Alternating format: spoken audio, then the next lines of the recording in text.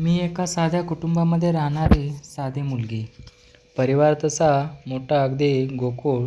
जसं आजी आजोबा, आई वडील, आम्ही 4 भावंडं, 3 बहिणी आणि सर्वात छोटा माझा भाऊ. तसा मधला नंबर मोठ्या ताईचा, नंतरचा माझा. स्वभाव तसा सांगता येणार नाही, पण मी होते खूप हट्टी.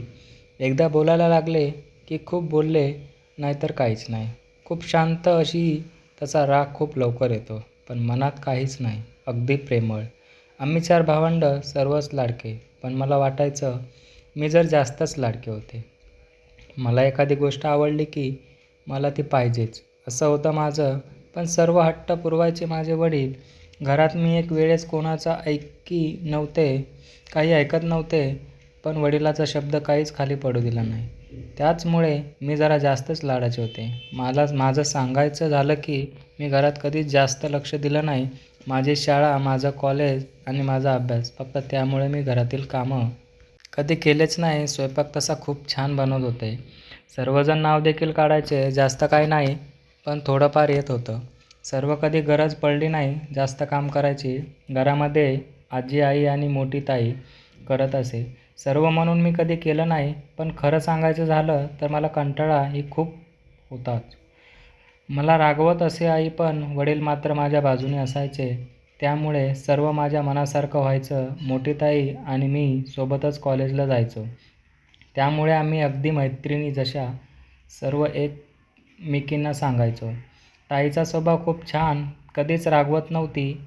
मी लहान असूनसुद्धा माझं ऐकून घेत, कारण घरामध्ये दादागिरी माझी चालत असे.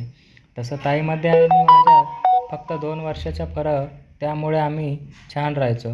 ताई मोठी असल्यामुळे तिचं लग्न झालं, पण मला काही करमत नव्हतं. तशी ती तिच्या संसारामध्ये खुश होती, अगदी मजेत. आता ताईचं लग्न नंतर घरामध्ये मीच मोठी, म्हणजे लग्न करायचा माझा नंबर. तसं मी अगोदरच सांगितलं होतं मला नाही करायचं एवढ्या लवकर, कारण मी कसं राहणारा तुमच्यापासून दूर, मला नाही जायचं तुम्हाला सोडून असं बोलायचं. मी नेहमी पण घरचेच काही ऐकत नव्हते. तसे वडील ऐकायचेच, पण आजी आणि आई नव्हत्या ऐकत. त्यांनी मला खूप समजून सांगितलं, पण मी काय ऐकत नव्हते. तरी एक आखरी वेळेस माझे वडील मला बोलले, तुला नाही करायचं ना, एवढ्या लवकर नको करू. पण बघायला येतात ना त्यांना, येऊ दे, जाऊ दे. मी त्यांचं बोलणं ऐकून घेतलं आणि त्यावर झाले. कसं वाटला हा भाग नक्की कळवा. पुढचा भाग लवकरच घेऊन येत आहे. धन्यवाद.